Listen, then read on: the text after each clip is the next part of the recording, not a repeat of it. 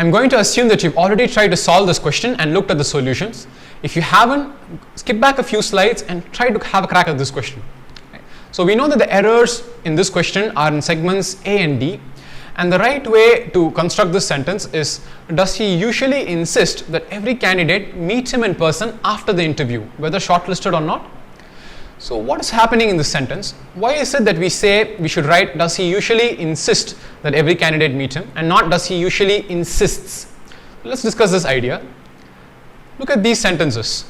He usually insists that his coffee should be black.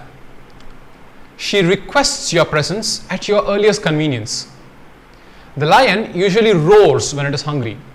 In each of these sentences, you'll notice that we've used the S form of verbs. He insists, she requests, and the lion roars. But what about when we ask questions? If we change these sentences into questions, does he usually insist that his coffee should be black? Notice that we've dropped the S. Here, the verb is in the basic form. So when we ask questions, we use the basic form of verbs. This is the rule in the interrogative mode. Notice, if you want to change this question to the past tense, we will ask, did he usually insist that his coffee should be black, and not did he usually insisted that his coffee should be black. Again, the verb does not change from the basic form. This verb is to insist.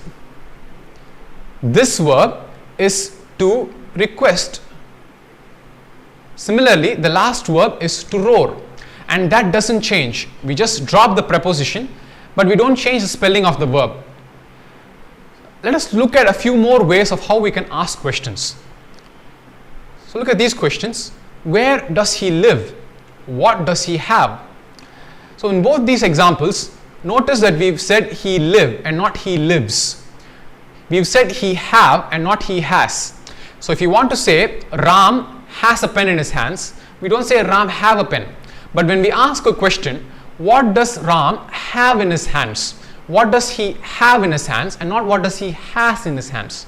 So this is a rule for the interrogative mode. Look at the other questions. Why won't he stop talking on the phone? Not why won't he stop talking on the phone. How should she respond to your queries? Not how she responds to your queries. Right? So the other way of asking questions is yes, no questions. These questions are known as the WH questions. We've used the question words where, why, how, etc.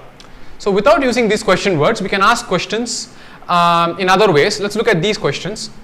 Does he live here? Again, notice he live here and not he lives here.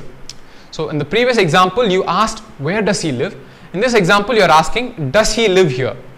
You can look at the other examples. These questions are known as yes, no questions. Your answer to these types of questions should be either yes, he does live here, or no, he doesn't live here. Did he stop talking on the phone? Yes, he did, or no, he didn't. So these types of questions are known as yes, no questions. So in both these ways of asking questions, notice that the verb is in the basic form.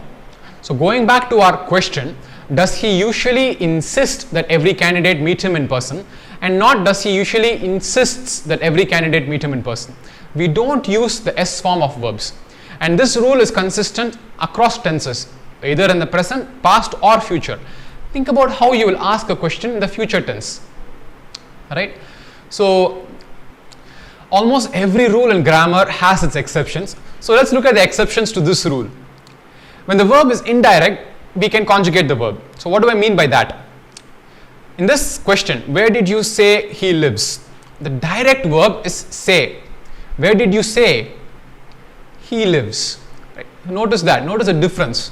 So here we say is the direct verb and lives is the indirect verb. So the indirect verb is conjugated. The direct verb remains the same. The direct verb is in the basic form. Look at the other example. Will you tell me when he stops talking on the phone? Can you guess what the direct verb is? The direct verb in this sentence is tell, and that is in the basic form. To tell. He tells, I tell, etc. So when he stops talking on the phone, here, remember in the previous example, let me just go back a slide. In the previous example, we had did he stop talking on the phone, but in this example, we have he stops talking on the phone because this verb becomes indirect. Look at the last example. Does it mean anything to you that your child misses you? Does it mean anything to you? Mean is a direct verb, so it's in the basic form. But your child misses you, indirect, so it's conjugated. Let's look at one more exception. When we use the auxiliaries to be and to have as a direct verb in the question, it should be conjugated. So here we say, where did you say? Say is not conjugated. But let's look at some examples where we use the verbs to be and to have. Where am I? So am is the verb to be in its conjugated form in this sentence. So where am I? We don't say where is I or where be I. We say where am I? What is he doing? How has he gone to school? In all these examples, notice that we've not used the basic form of the verbs. We've changed it to the conjugated form. Let's look at the last exception. When the question word is a subject. So what do I mean by that? Let's look at some examples. Who lives here? So the who is referring to the person who lives wherever it is that the question asks. Who lives here and not who live here. Right? What looks like a butterfly but stings like a bee? So whatever insect or whatever it is that you're referring to, what looks like a butterfly but stings like a bee? Here what refers to whatever animal looks like a butterfly or stings like a bee. So when the question word acts as a subject, then the rule that we use, the basic form, does not apply. We have to conjugate the verb. So this is the rule for the interrogative mood.